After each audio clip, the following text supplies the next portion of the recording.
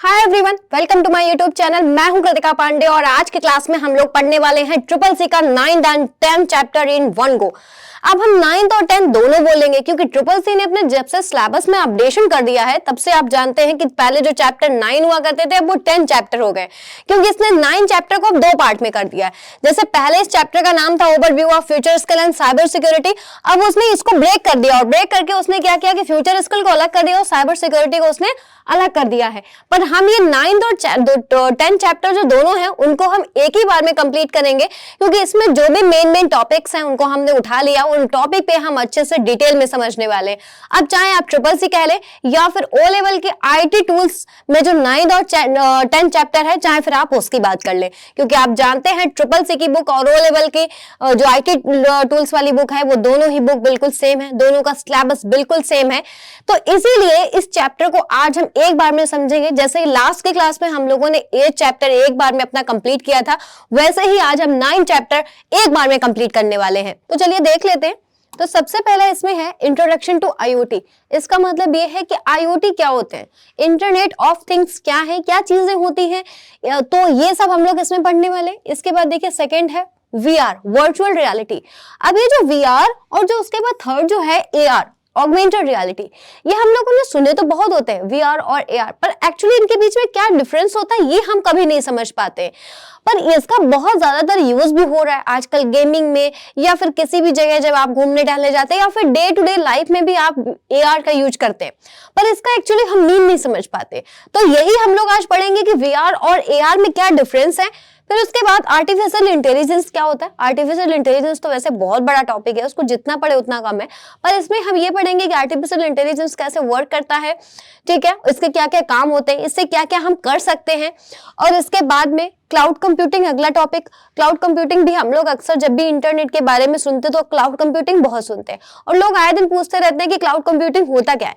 तो आज की क्लास में हम आपको बहुत अच्छे से समझाएंगे कि क्लाउड कंप्यूटिंग क्या है और ये कैसे वर्क करता है। फिर आपको इसके बाद में कभी कोई डाउट नहीं रहेगा क्लाउड कंप्यूटिंग में। इसके बाद अगला है देखिए ब्लॉकचेन टेक्नोलॉजी, बहुत ही इंपॉर्टेंट टॉपिक। ट्रिपल सी और ओ लेवल में ये जो आपका चैप्टर है इससे क्वेश्चंस बहुत सारे पुटअप किए जाते हैं। मैंने आपको पहले भी बताया है कि 6 चैप्टर वो आपका इंटरनेट एंड नेटवर्किंग और उसके बाद में ये जो आपका 9th और 10th चैप्टर है जिसमें आपका blockchain, cloud computing, VR, AR, ये सब क्या है, टेक्नोलॉजी के साथ नई नई आपकी टेक्निक्स आती जा रही है ना, नए नए टाइम के साथ में, तो इसीलिए इससे रिलेटेड क्वेश्चंस ज्यादा पुटअप किए जाते हैं। इसके बाद देखिए क्या है मालवेयर। मालवेयर्स क्या होते हैं, मतलब मैलिशियस सॉफ्टवेयर्स क्या होते हैं, कौन कौन से मैलिशियस सॉफ्टवेयर ज्यादातर यूज में लिए जाते हैं, तो ये हम पढ़ेंगे। इसके बाद साइबर सिक्योरिटी क्या होता है, ठीक है। देन उसके बाद में एंटीवायरस, एंटीवायरस के बारे में आपको बताएंगे और जो टॉप एंटीवायरस है वो भी आपको बताएंगे। सबसे पहला जो हमने बात की है कि हम पढ़ेंगे IoT, internet of things. Internet of things क्या होता है, तो इसको अगर हम आसान भाषा में समझे तो देखिए इसको अगर हम ब्रेक करें, इंटरनेट ऑफ थिंग्स मतलब इंटरनेट से जो चीजें कनेक्टेड रहती हैं, इंटरनेट से जो चीजें चलती हैं उसको हम क्या कहते हैं, इंटरनेट ऑफ थिंग्स। बहुत सारी चीजें ऐसी हम लोग यूज करते हैं जो कि इंटरनेट ऑफ थिंग्स है ना। अगर बात की जाए तो हमारा मोबाइल फोन भी तो आईओटी ही है, वो भी एक आईओटी डिवाइस है। तो ऐसे सारे डिवाइसेस जो इंटरनेट से कनेक्ट होकर काम करती हैं, चलती हैं, वो सब क्या है, आईओटी बेस्ड है। तो चलिए समझ लेते हैं डिटेल में। तो the internet of things is quickly become a growing topic of conversation within organizations. Organization में एकदम ग्रोइंग एकदम टॉपिक है ये, क्योंकि बहुत ज्यादा इसकी डिमांड है, इतना ज्यादा आईओटी डिवाइसेस यूज हो रही है, तो एकदम तड़कता भड़कता ये टॉपिक है। और with broadband internet becoming widely available, more devices are becoming connected. Broadband internet की वजह से, ब्रॉडबैंड कनेक्शन की वजह से आजकल बहुत सारी डिवाइसेस इंटरनेट से कनेक्ट होती चली जा रही है ना। और IoT simply put means that a device is connected to the internet. IoT का सिंपली मीन क्या होता है कि a device is connected to the internet. जो भी डिवाइस इंटरनेट से कनेक्टेड है वो क्या हो गया, IoT हो गया। और इसके बाद this can mean a coffee machine, a car, a telephone, laptop और वॉशिंग मशीन, कुछ भी ऐसा हो सकता है। ये जो जितनी भी चीजें इंटरनेट से कनेक्ट बेस्ड है, इंटरनेट से जो वर्क करती हैं, वो सब क्या हो गई, आईओटी हो गई। मोबाइल फोन हमारा आईओटी हो गया है ना, ये सारी ही चीजें आईओटी बेस्ड है। तो चलिए आप बढ़ते हैं अपने अगले टॉपिक पे। तो हम कोशिश करेंगे कि थोड़े से में ज्यादा समझे ताकि बहुत लंबा हमारा वीडियो ना जाए और आप देखते देखते उसको बिल्कुल भी बोर ना हो, है ना। तो चलिए सेकंड अब समझ लेते हैं वीआर, वर्चुअल रियलिटी। ठीक है, अब VR क्या है, कैसे वर्क करता है, सबसे पहले ये हम लोग समझ लेते हैं। तो बेसिकली नाम क्या है इसका, VR मतलब वर्चुअल रियलिटी, मतलब कोई ऐसी चीज है जो कि एक्चुअली नहीं है, रियल में नहीं है, पर हमें वो दिखती है। ऐसा इमेजिनेशन होता है कि हम ऐसे, जैसे अभी फॉर एग्जांपल मैं यहाँ पे खड़ी हूँ और समझ लो कि सडन मैं कुछ ऐसी टेक्नोलॉजी का यूज करूं कि मुझे सडन ऐसे लगे कि मैं तो पानी में खड़ी हूं या फिर मैं ऊपर उड़ रही हूं, तो ये क्या है, एक इमेजिनेशन है और ये कुछ भी नहीं है, रियल वर्ल्ड नहीं है, पर हमें ऐसा इमेजिनेशन होगा। और ऐसा इमेजिनेशन हमें होगा कब, जब हम VR का यूज करेंगे। तो VR क्या होता है कि आपको एक इमेजिनेशन के तरीके से आपको एक रियल वर्ल्ड का इमेजिन कराता है। रियल वर्ल्ड वो होता नहीं, वो चीज रियल नहीं होती, पर वो आपको ऐसा इमेजिन कराता है कि आपको लगेगा अरे ये सब तो भी रियल है, जिस टाइम पे आप VR का यूज कर रहे हैं। जैसे आप VR को अपने पास से हटाएंगे, देन आपको फिर से चीजें अपनी दिखने लगेंगी। तो ये टेक्नोलॉजी होती है VR की, इसको भी आप आगे और अच्छे से समझ जाएंगे जब इसको हम आपको एग्जांपल से समझाएंगे। थोड़ा सा हम आपको इसकी डेफिनेशन दे देते हैं पहले। Virtual reality uses a headset to place you in a computer generated world. इस एक हेडसेट की मदद से आपको एक कंप्यूटर जनरेटेड वर्ल्ड मिले जाता है, एक ऐसी दुनिया जो टोटली कंप्यूटर से जनरेट की गई है।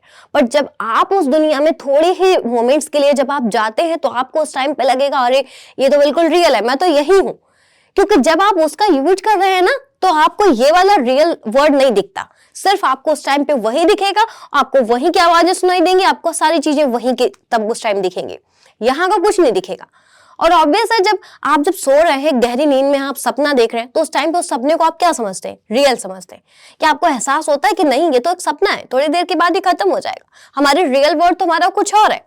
नहीं ना, क्योंकि उस टाइम हमें रियल वर्ल्ड का एहसास नहीं है, उस टाइम हमें सिर्फ उस ड्रीम का एहसास है, तो हम उसे ओरिजिनल मान लेते हैं, पर वो सिर्फ एक इमेजिनेशन है।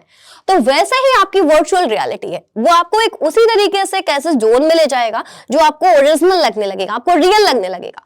पर वो आपकी कोई भी एक ओरिजिनल, कोई भी एक रियल वर्ल्ड नहीं होता है। उसके बाद क्या है, it immerse you in a virtual world through the use of a headset with some type of screen displaying a virtual environment। ये आपको एक ऐसे इमर्स करेगा एक वर्चुअल वर्ल्ड, किसके थ्रू, एक हेडसेट के थ्रू और some type of screen displaying a virtual environment। एक स्क्रीन होगी और एक आपके पास हेडसेट होगा, इन दो की मदद से आपको ये ऐसा इमेजिन कराएगा कि आप एकदम कंप्यूटर जनरेटेड वर्ल्ड में पहुंच जाएंगे, जो कि आपको सच लगने लगेगा कुछ टाइम के लिए। अब देखते हैं इसे कैसे। तो देखिए, आपने ये काफी बार देखे होंगे, देखे हैं ना, लोगों को आपने काफी बार लगा, जैसे लोग गेम खेलते हैं इसके थ्रू, आपने देखा होगा कि लोग इसका बहुत यूज करते हैं, ये डिवाइसेस आपने कई बार देखी होंगी। तो इससे आपको एहसास हो रहा होगा कि क्या होता है वर्चुअल रियलिटी। अब क्या है, वर्चुअल रियलिटी डिवाइसेस दो तरह की होती हैं, एक कौन सी होती है, screen built into the headset और एक हैंडहेल्ड कंट्रोलर्स। दो तरीके की ये डिवाइसेस होती है, डिपेंड करता है कि आपको भी कौन सी डिवाइस दी गई है।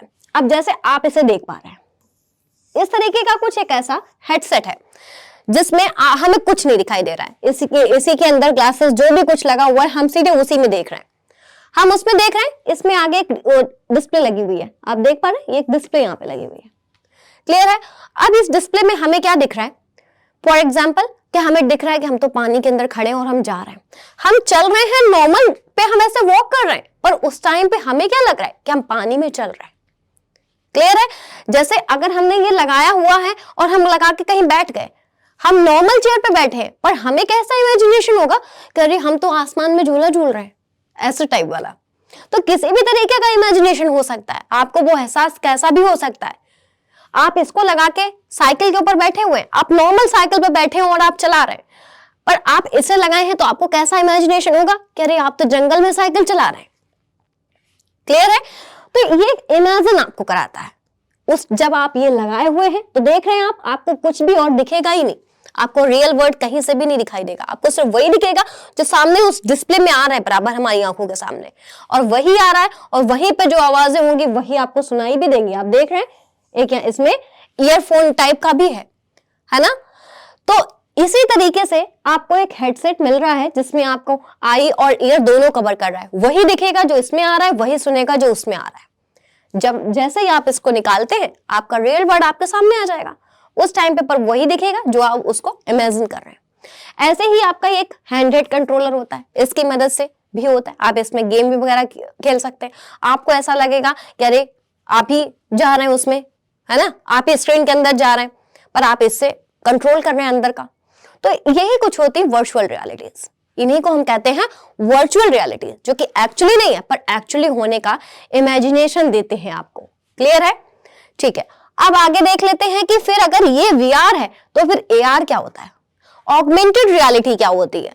Virtual reality versus augmented reality. तो VR तो हमने समझ लिया, अब बात आती है ऑगमेंटेड रियलिटी की। तो ऑगमेंटेड रियलिटी क्या करता है, उससे ये लिटिल बिट डिफरेंट है। ये कैसे डिफरेंट है, जैसे वर्चुअल रियलिटी एकदम से कोई भी ऐसा इमेजिनेशन दे देता है जिसका रियल वर्ल्ड से कोई रिलेशन ही नहीं है, वो बिल्कुल ही आपको अलग जोन में ले जाता है, बिल्कुल डिफरेंट है हमारे रियल वर्ल्ड से, सिर्फ एक इमेजिनेशन देता है कुछ देर की। पर ऑगमेंटेड रियलिटी क्या करता है कि हमारे रियल जो चीजें हैं उन्हीं को थोड़ा सा और आपको क्रिएटिव करके देता है। जो रियल चीजें हैं उन्हीं को क्रिएट करके, उन्हीं को थोड़ा सा उसमें एनिमेटेड करके, थोड़ा सा क्रिएटिव करके। ये कुछ भी आपको गलत इमेजिनेशन नहीं देता, आपको सही रियल वर्ल्ड का ही इमेजिनेशन देगा, पर थोड़ा सा क्रिएटिव करके। क्लियर है? जैसे मान लिया मैं भी यहाँ पे खड़ी हूं और एकदम से मुझे दिखा दे कि हाँ अगर आप ऐसे मेकअप में होगे तो आप ऐसे दिखोगे, जस्ट लाइक दैट। क्लियर है? बस वही होती है ऑगमेंटेड रियलिटी। एक बार देख लेते हैं फिर आपको समझाते हैं। Augmented reality on the other hand it is a bit different, ये थोड़ी सी डिफरेंट है। Instead of transporting you a virtual world, it allows you to see the world around you. ये आपको वर्चुअल वर्ल्ड दिखाने के बजाय वो वर्ल्ड दिखाता है जो आपके अराउंड है। और कैसे? With digital images layered on the top of it, कुछ डिजिटल इमेजेस के थ्रू, है ना। Augmented reality can also be used on devices like smartphone, laptops without the use of a headset. किसी भी headset के बजाय, कोई आपको headset की जरूरत नहीं है, सिर्फ आपके पास एक मोबाइल फोन भी हो ना तो भी आप augmented reality का यूज कर सकते हैं। और मुझे पता है कि आप लोग augmented reality का यूज करते हैं, नॉर्मल लाइफ में करते हैं। अब बताइए स्नैपचैट का आप यूज करते हैं? स्नैपचैट का यूज आजकल हम लोग बहुत कर रहे हैं फोटोज क्लिक करने के लिए। बाकी आप नॉर्मल फ्रेंड्स बनाने के लिए कर रहे हैं, उससे मतलब नहीं है हमें भी सिर्फ मतलब है कि जो भी हम उस पर इमेजेस क्लिक करते हैं, अपने पिक्स लेते हैं ना, जब हम पिक्चर लेते हैं तो उसमें हमें कई सारे फिल्टर मिलते हैं। अब जब हमें फिल्टर मिलते हैं कई तरीके के मिलते हैं, जैसे कि कैट वाला हो गया, या फिर कुछ मेकअप वाला फिल्टर हो गया, है ना, या फिर पता चला किसी में पीछे मंकी बैठा हुआ है। तो जो कैट वाला होता है, या फिर किसी में ऐसा दिखता है कि अरे हम तो बिल्कुल एकदम ओल्ड एज के हो गए, बूढ़े दिख रहे हैं ना, बूढ़े दिख रहे हैं। ऐसा कैसे होता है? क्या हम बूढ़े होते? नहीं होते। पर वो मेकअप हमें ऐसा दिखा देंगे, ऐसा उसमें क्रिएटिव बना देंगे कि जब वो मेकअप मेरे फेस पे आएगा, जब उस फिल्टर का यूज करेंगे तो हमें दिखेगा अच्छा इस मेकअप में मैं ऐसी दिख रही हूँ, है ना। या फिर ये ऐसे कैट वाले तो मेरे पास ऐसे लगे हुए हैं तो मैं ऐसी दिख रही हूँ कैट की लुक में, या पीछे मंकी बैठा हुआ तो मैं ऐसे दिख रही हूँ। कितने तरीके से आपको अलग अलग तरीके से वो आपको फिल्टर देके आपके फेस को चेंज करते रहते हैं। पर हूं तो मैं रियल ना, पर मेरे रियल में वो थोड़ा सा क्रिएटिव कर रहे हैं उसको, है ना, एक्स्ट्रा क्रिएटिविटी डाल के मेरे अलग अलग फिल्टर मुझे दिखा रहे हैं। That is a augmented reality. Clear है ना। तो दोनों में डिफरेंस क्या हुआ कि वर्चुअल रियलिटी आपको चीजें वो इमेजिन कराता है जिनका रियल वर्ल्ड से कोई लेना देना नहीं है, लाइक अ ड्रीम्स। पर ऑगमेंटेड रियलिटी वो है जो आपके रियल वर्ल्ड से ही रिलेट करके आपको थोड़ा सा और डिजिटली, थोड़ा सा और क्रिएटिविटी के साथ आपको दिखाता है। That is augmented reality. Clear है ना दोनों। अब अगर इसके हम एग्जाम्पल देखें तो जैसे स्नैपचैट फिल्टर सबसे पहला, जो कि आप इससे बहुत अच्छे से रिलेट कर सकते हैं, आप सबसे ज्यादा अच्छे से आप इसी से समझ सकते हैं, क्योंकि आजकल के हमारे डेली लाइफ का एक रूटीन हो गया है स्नैपचैट से फोटोज क्लिक करना। उसके बाद जैसे पोकेमॉन गो, गूगल ग्लासेस, ये है ना। चलिए अब ये टॉपिक क्लियर है तो हम अगले टॉपिक पे आते हैं। तो अगला अब हमारे पास टॉपिक है आर्टिफिशियल इंटेलिजेंस। इतना बड़ा टॉपिक है कि जितना इसको पढ़ेंगे उतना कम है। अब इसका देखिए नाम है जैसा है इसका, आर्टिफिशियल इंटेलिजेंस। और अगर बात की जाए कंप्यूटर जनरेशंस की, तो कंप्यूटर जनरेशन में 5th जनरेशन है आर्टिफिशियल इंटेलिजेंस, है ना। जनरेशंस भी हमने पहले पढ़े हैं, मैं तो सारा पूरा CCC का कोर्स ही पढ़ा है। तो आर्टिफिशियल इंटेलिजेंस देखिए इसका नाम है आर्टिफिशियल, आर्टिफिशियल को हिंदी में कहते हैं कृत्रिम, और इंटेलिजेंस मतलब बुद्धिमत्ता। तो ऐसी बुद्धि जो कि कृत्रिम है, जो कि ओरिजिनल है ही नहीं। जैसे हम लोग की जो बुद्धि है ना, ओरिजिनल है, भगवान ने बनाई है, गॉड गिफ्टेड है, ये किसी ह्यूमन ने नहीं बनाई है। पर आर्टिफिशियल जो भी चीजें होती हैं वो सब ह्यूमन ने बनाई होती हैं, है ना। जितनी भी चीजें ह्यूमन से बनी हुई हैं वो सारी ही चीजें क्या होती है, आर्टिफिशियल होती हैं। तो इसका मतलब कह सकते हैं कि ह्यूमंस ने जो एक इंटेलिजेंस बना के तैयार किया है उसे हम कहते हैं आर्टिफिशियल इंटेलिजेंस। क्या है ये, आर्टिफिशियल इंटेलिजेंस। तो आर्टिफिशियल इंटेलिजेंस ह्यूमंस के जैसे वर्क करता है, लेकिन ये वर्क तभी करता है ह्यूमंस के जैसे जब उसको ह्यूमन ने बनाया हो, और ह्यूमंस इसमें जितनी भी इसमें कमांड देंगे उसी कमांड्स पे वो वर्क करेगा। वो एक मशीन है, एक मशीन है, उसको कोड करके बना के तैयार किया जाता है। पर कोड करने के लिए भी ह्यूमंस का उसमें माइंड जरूरी है। तो ह्यूमंस अपने माइंड से, साइंटिस्ट अपने माइंड से उसको बना के तैयार करते हैं, और उसमें वो जिस तरीके के कमांड देते हैं वो आर्टिफिशियल इंटेलिजेंस की जो डिवाइस होती है वो वही कमांड्स कर पाती है जो एक ह्यूमन ने उसमें एंटर किया है, जो उसने उसको कोई भी कमांड देने के लिए जो उसमें कोड किया गया है ना। तो देखिए इससे पहले थोड़ा सा समझते हैं। Artificial intelligence is the simulation of human intelligence process. Human intelligence का जो प्रोसेस होता है, जैसे हम लोग जो काम करते हैं उससे थोड़ा सा सिमुलेट है, सिमुलेशन करता है by machines, specially computer system. Specific application of AI include expert system, natural language processing, speech recognition and machine vision. अब स्पीच रिकॉग्निशन ह्यूमंस की तरह आवाज पहचान लेता है ना। इतना वेल तो ह्यूमंस भी आवाज नहीं पहचान पाते किसी की जितना अच्छे से आर्टिफिशियल इंटेलिजेंस पहचान लेता है। अब मैं आपको थोड़ा सा और इसको डिटेल में पढ़ाती हूँ कि आर्टिफिशियल इंटेलिजेंस कैसे क्या होता है। कि कई बार हम लोग डेली लाइफ में कुछ ऐसी चीजें यूज करते हैं जो कि बिल्कुल ह्यूमंस के जैसे हमारी मदद करते हैं। तो वो क्या चीजें होती हैं, जैसे कि हम लोग जो गूगल पे कुछ सर्च करते हैं, है ना, तो हमें अगर जैसे मान लिया हम अपना फोन यूज कर रहे हैं, एंड्रॉइड फोन, और सडन हमें उसमें कोई भी यूट्यूब ओपन करना है या फिर हमें किसी को कॉल करना है, तो क्या आपने कभी गूगल असिस्टेंट का यूज किया है? गूगल असिस्टेंट पे हम बोल देते कॉल टू पापा जी, तो हमें पापा को कॉल करना है तो हमने लिख दिया कॉल टू पापा जी, हमने ऐसे बोल दिया और उसने तुरंत ही कॉल लगा दिया। मैंने कहा ओपन यूट्यूब, मैंने कहा play this song on YouTube, play Google search engine, sorry open Google search engine. तो जितनी भी जैसे हम उसको कमांड्स देते हैं उसी तरीके से वो काम करता चला जाता है। आपने गूगल असिस्टेंट से कभी बात करके देखी होगी तो वो बात भी करता है, उससे पूछो आपका क्या नाम है, या फिर इंग्लिश में आप बात कर लो, ठीक है, तो वो भी आपका नाम लेके आपसे टोटल बात करेंगे, हाउ आर यू, जो भी आप पूछते हो उसका आप प्रॉपर जवाब देंगे, जैसे दो ह्यूमंस आपस में बात करते हैं। तो वो क्या है, वो क्या है, एक आर्टिफिशियल इंटेलिजेंस है, इंसानों की तरह बात करती, पर वो इंसान नहीं, वो इंसान के द्वारा बनाई गई एक ऐसी इंटेलिजेंस है जो कि ह्यूमंस के जैसे वर्क कर सकती है। क्लियर है? जैसे अगर इसके हम कुछ एग्जाम्पल देखें तो सबसे पहले एलेक्सा। अब एलेक्सा क्या है? एलेक्सा एक्चुअली अमेजॉन ने बनाया है, अमेजॉन का असिस्टेंट है एलेक्सा। तो एलेक्सा से अगर कभी आपने बात करके देखी होगी ना, एलेक्सा बहुत अच्छे से बात करती है, जैसे भी आप उससे बात करो, प्यार से करो, गुस्से से करो, जो भी करो, बहुत अच्छे से बात करती है, बहुत ही अच्छे से, बहुत अच्छा लगता है उससे बात करके। उससे आप जो भी गाना वाना जो भी प्ले करने के लिए कहो सारे काम करती है। तो वो क्या है, एक आर्टिफिशियल इंटेलिजेंस है। उसके बाद में आता है गूगल असिस्टेंट, गूगल ने बनाया है। ऑब्वियस है अगर गूगल असिस्टेंट है तो फिर इसको गूगल ने बनाया है, ये तो हम अपने एंड्रॉइड फोन में भी रोज यूज कर लेते हैं। और इसके बाद में आता है सीरी। सीरी किसका है? एप्पल का है।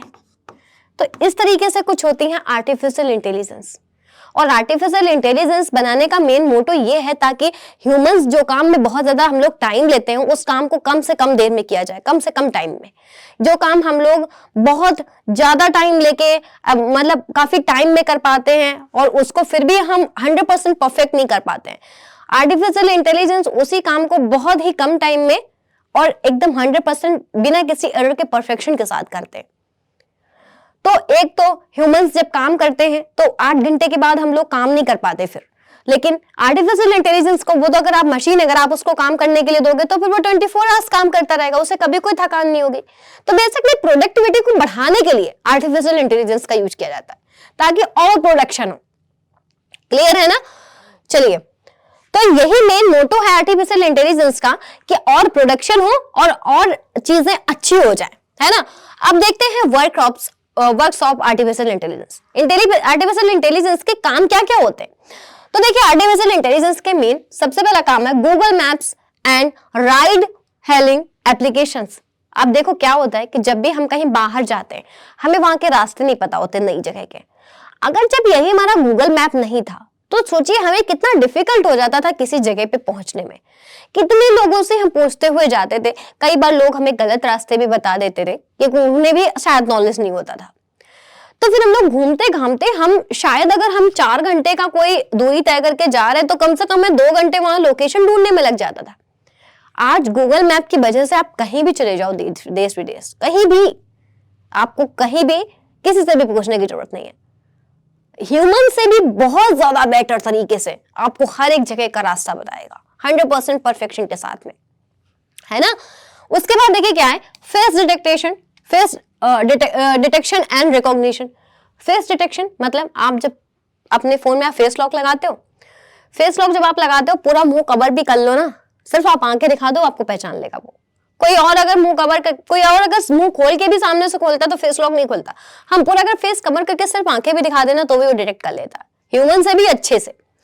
इसके बाद क्या है, text editors and auto correct, e payments, search and recommendation algorithm, health care, gaming, banking and finance, e commerce, हर एक चीज में आजकल एआई यूज हो रहा है हर एक जगह। जैसे हम लोग कहीं कहीं जाते हैं ना, आपने देखा होगा किसी अच्छे मॉल वगैरह में जाओ तो हम लोग जाते हैं, दरवाजा अपने आप खुल जाता है, देखा है ना। उसके बाद क्योंकि उसमें सेंसर लगा है, और सेंसर किससे वर्क कर रहा है, वही आर्टिफिशियल इंटेलिजेंस है जो सेंस कर रहा है कि हाँ कोई आ रहा है ह्यूमन, उसने खोल दिया। जब हम वापस जाते हैं तो भी गेट अपने आप खुल जाता है। तो बहुत सारी चीजें होती है जो कि एआई से जुड़ी हुई हैं, जो कि हम लोग डेली लाइफ में भी यूज करते हैं, है ना। तो यही सारे काम होते आर्टिफिशियल इंटेलिजेंस के। और अब अगला हमारा टॉपिक है क्लाउड कंप्यूटिंग का। और क्लाउड कंप्यूटिंग बहुत ही अच्छा टॉपिक भी है। कई बार लोग पूछ देते हैं, जब हम अगर इंटरनेट पढ़ रहे हैं तो लोग अक्सर पूछ भी देते हैं क्लाउड कंप्यूटिंग क्या होता है। तो देखिए, अगर क्लाउड कंप्यूटिंग की बात की जाए तो मैं आपको पहले बता दूं कि अगर आप जीमेल, गूगल ड्राइव या फिर वन ड्राइव का यूज कर रहे हैं तो आप ऑलरेडी क्लाउड कंप्यूटिंग से जुड़े हुए हैं। क्लाउड कंप्यूटिंग सुन के आपको ऐसा लगता होगा अरे ये तो क्या है, पर नहीं, क्लाउड कंप्यूटिंग को हम भी यूज कर रहे हैं रोज में। आप जीमेल, गूगल ड्राइव या फिर वन ड्राइव का यूज कर रहे हैं ना, तो ये क्लाउड कंप्यूटिंग बेस्ड सर्विसेज ही है। और क्लाउड कंप्यूटिंग क्या है, cloud computing is a on demand service on internet. Cloud computing is a on demand service over internet. Internet पे एक ऑन डिमांड सर्विस है आपकी। अब मैं आपको थोड़ा सा इसको अच्छे से एक्सप्लेन करती हूँ क्लाउड कंप्यूटिंग क्या होता है। जैसे सपोज दैट आपने एक अपना बिजनेस स्टार्ट किया, है ना। एक बिजनेस जब आप स्टार्ट किया तो आपके पास कुछ सिस्टम्स हैं, 2-4 जिन पे आप काम कर रहे हैं। कुछ टाइम के बाद आप उसमें और एम्प्लॉयज को हायर करते हैं। जब आप एम्प्लॉयज को हायर करते हैं तो आपके पास सिस्टम बढ़ते हैं तो आपको और आपके पास डेटा बढ़ता है। जब डेटा बढ़ता है तो आपको एक्सटर्नल मेमोरी लेने की जरूरत पड़ती है, जैसे हार्ड डिस्क हो गया, एसएसडी हो गया। अब ये भी हमने खर्चा किया। इसके बाद क्या होता है कि जब ज्यादा हार्डवेयर हो गया, अब हार्डवेयर को ऑर्गेनाइज करने के लिए हमें कोई टेक्निकल टीम की भी जरूरत पड़ती है, हम उसको भी हायर करते हैं। अब टेक्निकल टीम भी हमने हायर कर ली। अब पता चला जितने भी हार्डवेयर हमने इकट्ठे किए हैं उनको सबका पावर और मेंटेनेंस का भी हम खर्चा दे रहे हैं। तो इतने सारे खर्चों के बीच में क्या होता है, हमारी कंपनी लॉस में चली जाएगी अगर हम इतने खर्चे करेंगे तो। और अगर आईटी कंपनी है तो ऑब्वियस है कि वहां डेटा बहुत ज्यादा होगा, और सारे डेटा को ऐसे ऑर्गेनाइज करना, इतने सारे सिस्टम्स को बार बार मेंटेनेंस करवाना बहुत डिफिकल्ट है। तो क्यों ना कुछ ऐसा हो जाए, हमें कोई ऐसी सर्विस मिल जाए कि जितना भी हमारा डेटा है उसको कोई एक ऐसी सर्विस मिल जाए जो हमारे उस सारे डेटा को ऑनलाइन स्टोर कर ले, और जब भी हम चाहें उस डेटा को हम रिमोटली एक्सेस कर ले। हमें ये लोकल सर्वर्स पे काम ना करना पड़े, हमें रोज अलग अलग सॉफ्टवेयर अपने सिस्टम में ना डाउनलोड करें, हम ऑनलाइन काम करें उन्हीं सॉफ्टवेयर पे, रिमोटली एक्सेस करें, अपने सारे डेटा को हम नेट पे सेव करके छोड़ दें। हमारे हार्ड डिस्क में कुछ भी नहीं, जब भी हमें चाहिए हम रिमोटली एक्सेस कर ले, किसी भी डिवाइस से एक्सेस कर ले। ये नहीं सेम डिवाइस होना चाहिए, किसी भी डिवाइस से हम एक्सेस कर ले। हमें ये हार्डवेयर वगैरह का कोई भी मेंटेनेंस चार्ज ना देना पड़े, सारा चार्ज वही सर्विस पे करे। हमें उस सर्विस को सिर्फ एक मिनिमल फी चार्ज करनी पड़े, और उसके बाद में उसकी सर्विसेज का हम चाहे जैसे अपने अकॉर्डिंग यूज करें, उनको हम कस्टमाइज करें। और इन सारी प्रोसेस के लिए हमको क्या चाहिए हो, सिर्फ एक इंटरनेट की कनेक्टिविटी। एक इंटरनेट से हम ये सारे काम कर सकें। तो आप जानते हैं ऐसी ही कुछ सर्विसेज होती हैं क्लाउड कंप्यूटिंग की, और ये सर्विसेज प्रोवाइड करते हैं क्लाउड प्रोवाइडर्स। अब आप पूछेंगे क्लाउड प्रोवाइडर कौन होते हैं जो कि हमें ये सारी सर्विसेज देते हैं? तो वो क्लाउड प्रोवाइडर होते हैं जैसे कि गूगल ड्राइव। गूगल ड्राइव क्या है? क्लाउड प्रोवाइडर्स है। जैसे कि आपने सुना होगा AWS, ये भी क्या है? Cloud providers. वन ड्राइव, ये क्या है? Cloud providers. तो यही सारे होते हैं क्लाउड प्रोवाइडर्स जो कि हमें सारे सर्विसेज प्रोवाइड करते हैं। और तो और कई सारी बड़ी बड़ी कंपनीज भी आजकल क्लाउड कंप्यूटिंग में इन्वेस्ट करने लगी है, जैसे कि IBM क्लाउड हो गया, एप्पल हो गया, अलीबाबा हो गया। तो ये सारे होते हैं क्लाउड कंप्यूटिंग के। अब आप पूछेंगे कि क्लाउड कंप्यूटिंग से फिर हमें क्या फायदे हुए? तो क्लाउड कंप्यूटिंग से देखिए, सबसे पहले हमें ऑन डिमांड सर्विस मिल गई। क्या मिल गई? On demand service. जो सर्विस चाहिए हो जब चाहे ले लो। दूसरा क्या इससे हमें फायदा हुआ कि सारी सर्विसेज हमें पे ऑन गो मॉडल पे मिल गई। अब आप सोचेंगे कि ये जो पे ऑन गो मॉडल है ये क्या होता है? तो बेसिकली ये पे ऑन गो मॉडल वो होता है कि जब भी हमें जिस सर्विस को जितना यूज करना हो हमें सिर्फ उसके लिए उतना ही पे करना हो, ये होता है पे ऑन गो मॉडल। अब पहले जब क्या था, जब हम गूगल फोटोज का यूज नहीं करते थे तो हम सारी फोटोज को अपने फोन में सेव करके रखते थे। अब जब फोन में सेव करके रखते थे, कई बार हमारा फोन खो जाता था, खराब हो जाता था, तो हमारा सारा डेटा लॉस्ट हो जाता था। अब लेकिन क्या हुआ, अब हम उसको गूगल ड्राइव पे सेव करके रखते हैं सारे डेटा को। कभी फोन खराब हो जाए, टूट जाए, कोई डर नहीं है, दूसरे फोन में उसको हम एक्सेस कर लेते हैं, है ना। तो इससे देखिए हमें कितनी सारी क्लाउड कंप्यूटिंग से हमें सर्विसेज मिल गई और कितने सारे खर्चे हमारे कम हो गए। तो यही होता है क्लाउड कंप्यूटिंग हमारे डे टू डे लाइफ में कैसे इंपैक्ट डाल रहा है ना। चलिए इसकी हम डेफिनेशन आपको एक बार समझा देते हैं। The term cloud refers to a network on the internet. It is a technology that uses remote servers on the internet to store, manage and access data online. तो ये क्या है? एक नेटवर्क होता है इंटरनेट के ऊपर जो ऐसी टेक्नोलॉजी है जो कि रिमोटली आपको इंटरनेट पे कुछ भी डेटा से मैनेज करने के लिए, एक्सेस करने के लिए आपको परमिशन देती है और आप अपने लोकल ड्राइव्स में आपको कोई काम नहीं करना पड़ता है। और the data can be anything such as file, images, documents, audio, video and मोर।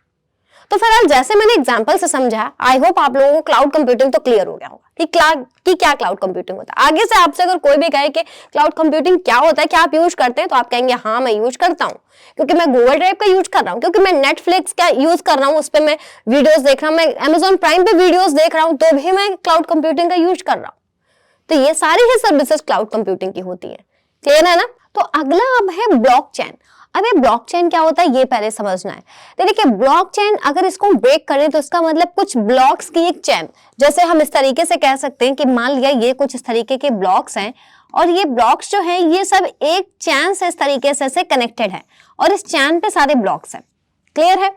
मतलब हर एक ब्लॉक में जितनी भी इंफॉर्मेशन है वो एक चैन से पूरी कनेक्टेड है।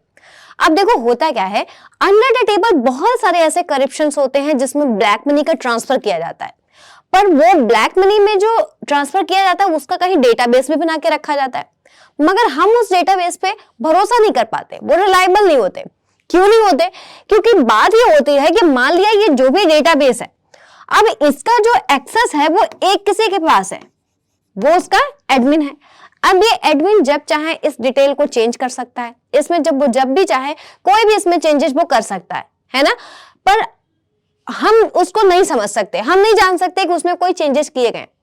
तो क्यों ना कोई ऐसी सर्विस हमें मिल जाए जिसमें क्या हो कि जो भी एक डेटाबेस हो वो किसी एक के साथ शेयर ना होके सारे के साथ शेयर हो, जितने भी लोग उसमें शामिल हैं उस स्कीम में उन सबके पास उसकी एक्सेसिबिलिटी हो।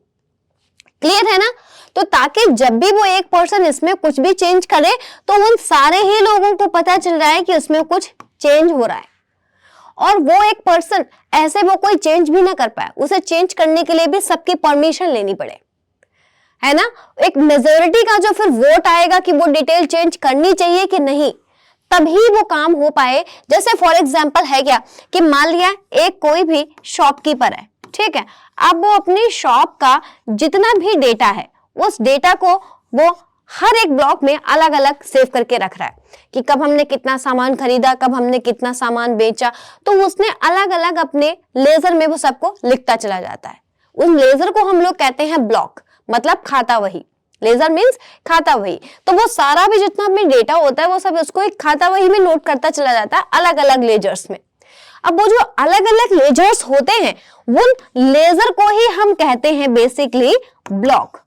तो हर एक ब्लॉक में अलग अलग डेटा सेव हो रहा है और वो जो अलग अलग जो लेजर्स जो ब्लॉक्स जो इकट्ठा होते जा रहे हैं उनकी एक चैन बन रही है ना। अब उस चैन में जितने भी ब्लॉक्स कनेक्टेड हैं तो होता क्या है, देखिए इसमें जब भी आप ब्लॉकचेन का यूज करते हैं तो बेसिकली क्या होता है कि जैसे जब आप एक आधार नंबर बनवाने जाते हैं, आधार कार्ड, तो आप उसमें अपना बायोमेट्रिक देते हैं। जब आप बायोमेट्रिक देते हैं तब आपको क्या मिलता है, एक आधार नंबर मिलता है ना। ऐसे ही जब आप एक नया ब्लॉक बनाते हैं तो ब्लॉक के अंदर जो आप डेटा सेव करते हैं, क्योंकि हर एक ब्लॉक हर एक लेजर का मतलब उसके अंदर डेटा है और उस डेटा के बेसिस पे आपको एक यूनिक कोड मिलता है। हर एक ब्लॉक में आपको एक यूनिक कोड मिलता है, लाइक आधार कार्ड। क्लियर है, आधार नंबर।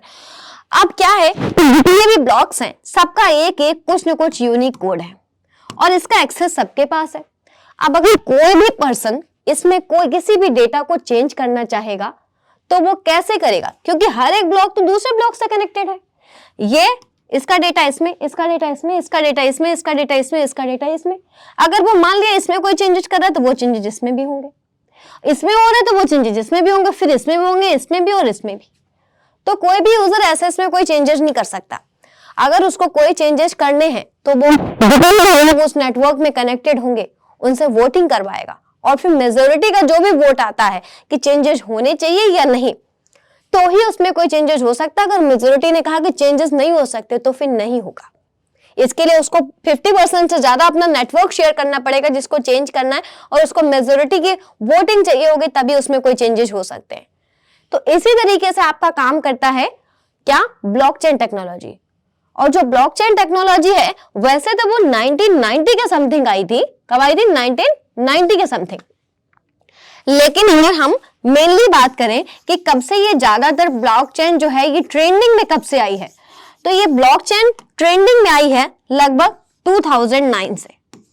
2009 से ट्रेंडिंग में कैसे आई, 2009 में एक है सतोशी नाकामोटो। सतोशी नाकामोटो ने बनाया बिटकॉइन, और ये बिटकॉइन उन्होंने बनाया ब्लॉकचेन के थ्रू। तो जब से ये बिटकॉइन बना है ना, तब से ब्लॉकचेन और भी ज्यादा बूम हो गया। किसकी वजह से, बिटकॉइन की वजह से। तो एक बिटकॉइन सबसे अच्छा एग्जांपल होता है किसका, ब्लॉकचेन का। अब होता क्या है ना, जैसे पहले क्या होता था कि जब भी मान लिया अगर हमें फॉर एग्जांपल हम इंडिया में हैं और इंडिया से अगर हमें कोई भी पैसे भेजने हैं यूएस, तो हम जब पैसे भेजने के लिए बैंक के पास जाते थे तो बैंक के पास हम रुपीज की करेंसी बैंक को देते थे, है ना। उसके बाद बैंक उसको डॉलर में चेंज करता था और डॉलर में चेंज करके वो उसको यूएस भिजवाता था। इसमें बैंक अपना बीच का चार्ज भी हमसे लेता था इस पूरी सर्विस का। अब वही अगर आप क्रिप्टो करेंसी की बात करें, जब से बिटकॉइन आया है तब से ही क्रिप्टो करेंसी बहुत तेज चल रहा है। अगर यही काम आप क्रिप्टो करेंसी के थ्रू करें तो क्रिप्टो करेंसी में आपको कोई भी करेंसी को चेंज नहीं करना होगा, आप डायरेक्ट अपना पैसा भेज सकते हो और बैंक के चार्जेस से बहुत ही ज्यादा कम चार्जेस होते हैं क्रिप्टो करेंसी के या फिर बिटकॉइंस के। तो यही एक पूरी सर्विस होती है, इसमें आपको ना करेंसी को चेंज करना, ना आपको बैंक को इतने सारे चार्जेस पे करने होते हैं, और एक पूरी चैन बनी हुई होती है ये। तो यही काम होता है बेसिकली ब्लॉकचेन टेक्नोलॉजी का, कि जहां पे सारे ही रिकॉर्ड्स, सारे ही ब्लॉक्स एक चैन से जुड़े हुए हैं। जैसे क्या होता है कि फॉर एग्जाम्पल सपोज दैट एक हॉस्पिटल है, एक हॉस्पिटल है ना। अब उस हॉस्पिटल में जितने भी पेशेंट्स का रिकॉर्ड है, हर एक रिकॉर्ड जो है वो अलग अलग ब्लॉक्स में सेव है, अलग अलग ब्लॉक्स में सेव रहता है। वहां पे हर एक रिकॉर्ड का हर एक डेटाबेस जो बनाया जाता है वो ब्लॉकचेन की मदद से बनाया जाता है। तो डॉक्टर जब भी चाहता है कोई रिलेवेंट इंफॉर्मेशन निकालना चाहता है तो आराम से वो, क्योंकि सारे ब्लॉक एक दूसरे से कनेक्टेड है, तो वो रिलेवेंट इंफॉर्मेशन आराम से निकाल लेता है। तो ऐसे ही कुछ सिस्टम होता है ब्लॉकचेन टेक्नोलॉजी का। क्लियर है, ठीक है। अब हम चलते हैं, इसका थोड़ा सा हम पढ़ लेते हैं इसके बारे में। A blockchain is a constantly growing ledger which keeps a permanently record of all the transactions। क्या एक constantly growing लेजर होती है। लेजर ना जैसे भी मैं आपको समझाया खाता लेजर, लेकिन क्या है which keeps a permanent record, एक permanent record सेव करके रखती है। The transaction that have taken place in the secure chronological and immutable way. जो सारे ट्रांजेक्शन्स जो कि बहुत सिक्योर, क्रोनोलॉजिकल और इम्यूटेबल वे में उसमें सेव किए जाते हैं, परमानेंटली सेव रहते हैं। और the primary use of blockchain is as distributed ledger of crypto currencies. और इसके जो एग्जाम्पल्स हैं, तो मेन इसका एग्जाम्पल है बिटकॉइन, है ना। तो यही काम होता है ब्लॉकचेन टेक्नोलॉजी का। इसका फुल ट्यूटोरियल देखने के लिए ब्लॉकचेन पे हम आपका एक अलग से एक छोटा वीडियो बना देंगे, जिसमें हम आपको और भी अच्छे से इसको एक्सप्लेन करेंगे। ठीक है, तो चलिए अगले टॉपिक पे चलते हैं। तो अगला है हमारे पास मालवेयर का। अब मालवेयर क्या होता है? देखिए, अगर मालवेयर की फुल फॉर्म की बात करें तो मालवेयर की फुल फॉर्म होती है मैलिशियस सॉफ्टवेयर। क्या होती है? Malicious software. और इसी को शॉर्ट करके बनाया गया मालवेयर, इसका MAL लेके और इसका वेयर। तो ये पूरा जो एक बनके तैयार हो जाता है वो होता है मालवेयर। अब देखो, मालवेयर होते क्या है? बेसिकली हमारे सिस्टम में जब भी हम कहते हैं ना कि हमारे सिस्टम में वायरस है, तो वायरस क्या है? एक मालवेयर है। मालवेयर का काम ही यही होता है आपके सिस्टम में जाके आपके सिस्टम को हार्म पहुंचाना, सिस्टम के परफॉर्मेंस स्लो कर देना, डेटा करप्ट करना, ये सारे काम होते हैं मालवेयर के। ऐसे सारे सॉफ्टवेयर जो आपके सिस्टम को किसी भी तरीके से हार्म कर रहे हैं, वो सारे ही मालवेयर होते हैं। अब देखिए क्या है, malware is a malicious software.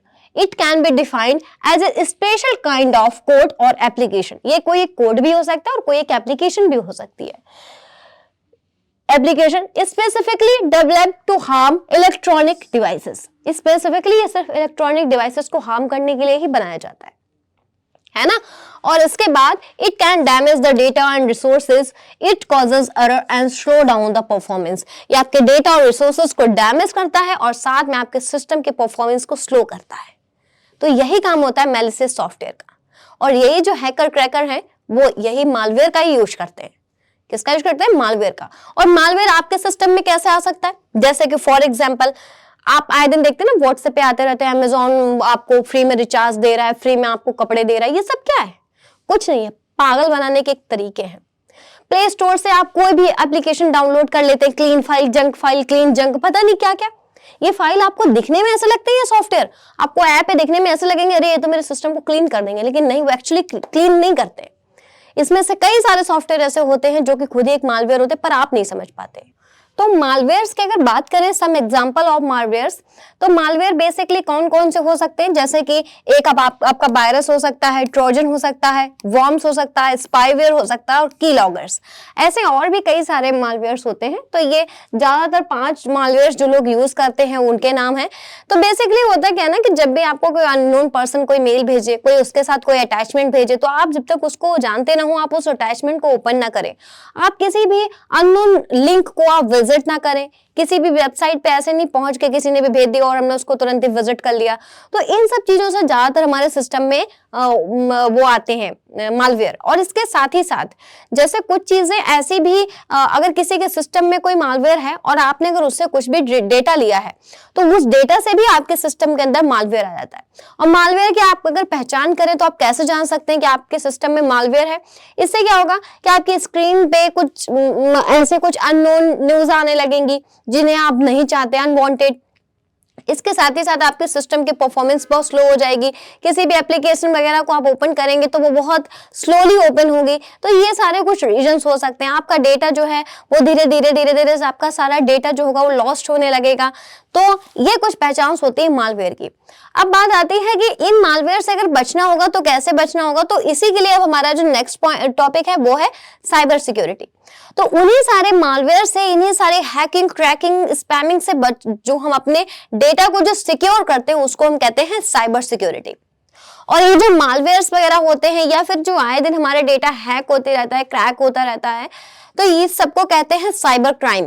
क्या कहते हैं? Cyber crime. इंटरनेट पे जो आए दिन धोखाधड़ी होती है, ये सारे ऐसे अपराध होते रहते हैं ना, उनको ही हमेशा कहा जाता है साइबर क्राइम। और उन साइबर क्राइम से अपने डेटा को सिक्योर करना कहलाता है साइबर सिक्योरिटी। और साइबर क्राइम किसी भी तरीके का हो सकता है, आपकी जीमेल आईडी हैक हो सकती है, आपका बैंक अकाउंट हैक हो सकता है, आप फोन पे गूगल पे से किसी भी तरीके से पैसा निकाल सकते हैं, तो किसी भी तरीके का साइबर क्राइम हो सकता है। आए दिन फोन करते रहेंगे, कॉल करके आपको बोलेंगे कि आपका आधार नंबर यहाँ लगा नहीं है, वहां लगा नहीं है, आपका यहाँ लॉटरी लग गई है, बहुत सारी चीजों से वो बहकाने की कोशिश करते हैं। पर हम लोग इतना अवेयर होते जा रहे हैं टाइम के साथ में कि हमें पता चलता रहता है कि हाँ, इन सारे कॉल्स का हमें रिप्लाई नहीं करना है। कई सारे ऐसे नंबर से कॉल आते हैं जो कि नंबर हमारे तरफ के कहीं के होते भी नहीं है। तो यही बहुत सारे तरीके होते हैं साइबर क्राइम करने के, और उन्हीं क्राइम से जब हम खुद को सिक्योर करते हैं, that is called cyber security. अब चलिए देख लेते हैं cyber security. Cyber security is the protection of internet connected systems. Internet से कनेक्टेड जो हमारे सिस्टम्स हैं उनके प्रोटेक्शन को हमेशा कहते हैं साइबर सिक्योरिटी, और including hardware, software and data from cyber attacks. अपने हार्डवेयर, सॉफ्टवेयर और डेटा को साइबर अटैक से बचाना। अब देखिए, आप साइबर सिक्योरिटी कैसे कर सकते हैं, क्या क्या आप ऐसी चीजें करें जिससे आपका डेटा सिक्योर रहे। तो इसमें देखिए, सबसे पहले क्या है, keep your software and system fully up to date. अपने सिस्टम और सॉफ्टवेयर्स वगैरह को फुली अपडेटेड करते रहें, है ना। उसके बाद में इंश्योर एंड पॉइंट प्रोटेक्शन। आप इंश्योर करें कि आपके यहाँ एंड पॉइंट प्रोटेक्शन है। और इसके बाद control access to your system. अपने सिस्टम का जो एक्सेस है उसको कंट्रोल करके रखें। और इसके बाद इंस्टॉल फायरवॉल अपने सिस्टम में इंस्टॉल करके रखें। ज्यादा हर एक किसी भी सॉफ्टवेयर में अपनी मेल आईडी लगा दी, कुछ भी ऐसे लगा दिया, आधार नंबर कहीं भी दे दिया, ये सब सारे एक्सेस देने से बचें। इसके बाद पासवर्ड्स का प्रॉपर यूज करें। पासवर्ड्स को हर 90 दिन में चेंज करते रहें। इसके बाद में वाईफाई सिक्योरिटी रखें। Backup your data. अपने डेटा का बराबर बैकअप लेते रहें, ताकि अगर आपके ड्राइव से डेटा अगर लॉस्ट हो जाता है, मालवेयर आ जाता है, डेटा आपका खत्म हो जाता है, हार्म होता है, तो आपके डेटा का एक बैकअप होगा जिसको आप ड्राइव से रिस्टोर कर सकेंगे। और इसके बाद में एंटीवायरस का आप यूज कर सकते हैं।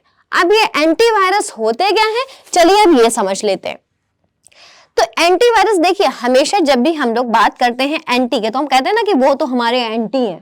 तो एंटी मतलब हो सकता है कि कभी कभी तो इसको हम दुश्मन के लिए भी यूज करते हैं, और कभी कभी हो सकता है कि हम इसे खिलाफ के लिए यूज करें, कि वो तो हमारे एंटी बन के बैठे, हमारे विरोधी बन के बैठे, है ना, हमारे खिलाफ है, हमारे दुश्मन है। तो इसे कहते हैं एंटी, जो किसी भी चीज के खिलाफ हो या फिर विरोधी हो, उसको कहते हैं एंटी। और फिर इसमें आगे ऐड हो जाता है वायरस। तो इसका मतलब कौन है, वायरस का जो दुश्मन है, जो वायरस का विरोधी है, उसे कहते हैं एंटीवायरस, वायरस का दुश्मन। ठीक है, तो एंटीवायरस का हम यूज कर सकते हैं मालवेयर को खत्म करने के लिए, क्योंकि ये उसका दुश्मन है, तो ऑब्वियस है कि उसको छोड़ेगा नहीं। वो कोई दोस्त होता है जो छोड़ देता है, दुश्मन नहीं छोड़ते, है ना। तो देखिए, एंटीवायरस क्या होते हैं, आपके सिस्टम में जितने भी मालवेयर्स होते हैं, उन मालवेयर को आइडेंटिफाई करके उनको बाहर निकालने का काम होता है एंटीवायरस का। एंटीवायरस हमेशा अपने सिस्टम में डाल के रखना चाहिए। बिना एंटीवायरस के आप अगर सिस्टम यूज करेंगे तो फिर आपका डेटा जो भी होगा, जो भी आपके सिस्टम में जो भी डेटा होगा, वो सिक्योर नहीं रहेगा। उसमें कभी न कभी कोई न कोई मालवेयर आके आपके डेटा को हार्म कर सकता है। एंटीवायरस बाहर से आने वाले मालवेयर को भी रोकता है, और अगर पहले से कोई मालवेयर है तो उसको आइडेंटिफाई भी करता है और रिमूव भी करता है। तो चलिए देख लेते हैं। Antivirus software is an application that defends computer from hardware such as viruses. ये क्या है, अपने हमारे कंप्यूटर हार्डवेयर को क्या करता है, डिफेंड करता है। किससे, virus, computer worms, trojans, spyware, botnets, rootkits, keylogger and other tricks. तो ये जितने भी आपने नाम देखे, trojan, spyware, botnets, rootkits, keyloggers वगैरह, ये सब क्या है, मालवेयर है। इन सारे मालवेयर से अपने सिस्टम को ये बचाता है। और antivirus software scans your computer for virus, find them and remove them. क्या करता है कि हमारे सिस्टम में वायरस को स्कैन करता है, उनको ढूंढता है और फिर उन्हें निकाल के फेंक देता है। तो यही काम होता है एंटीवायरस का। क्लियर है। अब बात आती है कि टॉप एंटीवायरसेस कौन कौन से होते हैं, और ये क्वेश्चन बहुत ज्यादा CCC लेवल में पुटअप किया था कि 4 ऑप्शन दे देंगे और उसमें पूछ देंगे कि which one is not antivirus, which of them is not antivirus. तो अगर हमें एंटीवायरस के नाम पता होंगे और हमें मालवेयर के नाम पता होंगे, तब हम उनमें आइडेंटिफाई कर पाएंगे ना। तो आपको मालवेयर और जो भी आपके 10-5 मालवेयर जो ज्यादातर यूज किए जाते हैं और जो आपके एंटीवायरस ज्यादातर यूज किए जाते हैं, उनको नाम आपको याद कर लेने हैं। जरूर ध्यान से। मैंने आपको मालवेयर बता दिए हैं, अब हम आपको यहाँ पे एंटीवायरस बता देते हैं। तो सबसे पहला एंटीवायरस देखिए अवेस्ट। अवेस्ट बहुत यूज किया जाता है, मैकेफी, पांडा, नॉर्टन और बिग डिफेंडर, और इसके अलावा और भी कई सारे एंटीवायरसेस आते हैं।